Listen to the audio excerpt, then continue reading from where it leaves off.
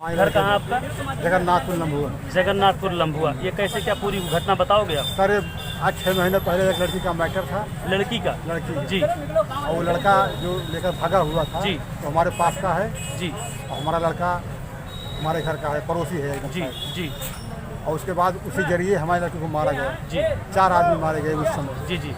उसके बाद जो है वो रफा दफा हो गया, मान लीजिए जी। गाँव के हिसाब से सुलह हो गया। जी। जी। तो उसके बाद जो है हमारे लड़के को 8 तारीख को उठा लिया गया जी। रेलवे गेट से। जी। ये कौन उठा ले गया? अरे राधे यादव का लड़के दोनों कहाँ के रहने वाले हैं ये? जगन्नाथपुर के हैं। जी। और राधे खुद मिल के जी। और उनका यार दोस्त रहे होंगे। जी। और उसके बाद रेलवे वहाँ पर ले जाकर मार काट के उसको लिटा दिए चाँदा विधानसभा में। रेलवे ट्रैक पे? हाँ जी। और उसके बाद हमको बांधी हुई रहास जो है जी। एकदम पैक करके जी। और टेम्पू पे लाद करके वहाँ हमको मिला लम्बू थाना पे। टेम्पो सहित मिला कि लास्ट? टेम्पू सहित। टेम्पो सहित मिला? हाँ चाँदा में। टेम्पो का नंबर वगैरह आपको मालूम है? नहीं, टेम्पो का नंबर नहीं? ना है ना। तो आपको लिखना चाहिए फिलहाल। और कोई साथ में आप तो नहीं था? नहीं थे। अच्छा, कौन था? अरे हमारे गांव के थे। अच्छा, नंबर उसमें लिखा नहीं था? नहीं, नंबर तो लिखा था लेकिन उसमें लिखा था नहीं, आपको नंबर लिखा था। अच्छा, ये बताओ नामजद आपने तहरीर दिया है थाने में? सर हमने कुछ नहीं दिया जी वहाँ चाँदा में। जी। वो सिर्फ हमसे यही बोले तुम्हारा लड़का दारू पीता है, हमसे नहीं जी। कहे कि यहाँ आकर दारू पी के कट गया। हम कैसा अगर हमारा लड़का कटना होता तो वहीं पर कट जाता। हमारे गांव में रेलवे बहुत लंबी ये है। पुलिस प्रशासन कह रही है कि शराब पी करके जो है रेलवे पी ट्रैक करके पे। कटी है। आपको क्या लगता है जानबूझकर इस तरह आरोप लगा रहे हैं पुलिस वाले? कैसे क्या? हाँ सर, ये जानबूझ के आरोप लगा रहे आपका हैं। लड़का शराब नहीं पीता था? शराब नहीं पीता जी, एकदम निर्दोष था। जी। जी। और आप लड़के की माँ हैं? हाँ जी। रहने दीजिए, बोलिए उससे। ये कैसे क्या कब की घटना है, क्या उस पर कैसे क्या कुछ कहेंगी प्रशासन?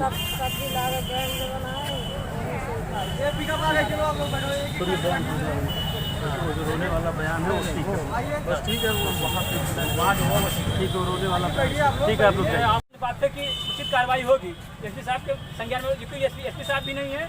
कोरोना महामारी जो है पूरे देश में फैली हुई है, इसको ध्यान में रखते हुए हमको कोई काम करना है।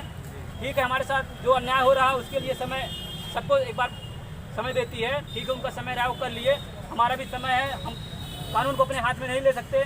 ठीक है, जो कानून, हम कानून को मानने वाले लोग हैं तो हम कानूनी तरह से कार्य करेंगे।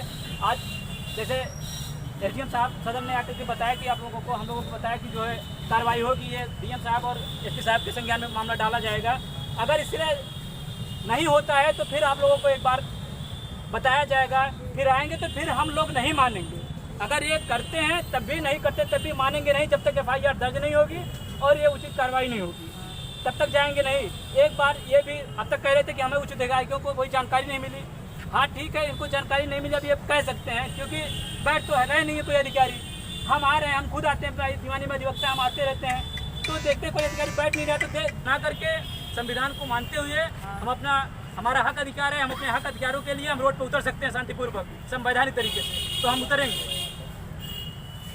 ठीक है, प्रशासन द्वारा जो हमको अभी मतलब आश्वासन दिया गया है, अगर उस आश्वासन के अनुसार अगर कार्रवाई नहीं की जाएगी तो हमारे समाज के लोग, हम लोग एक बड़ी तादाद में, एक बड़े लेवल पे पूरे जिले का एक रोड जाम करेंगे। उसके बाद हम दिखाएंगे उनको हमारी क्या ताकत है।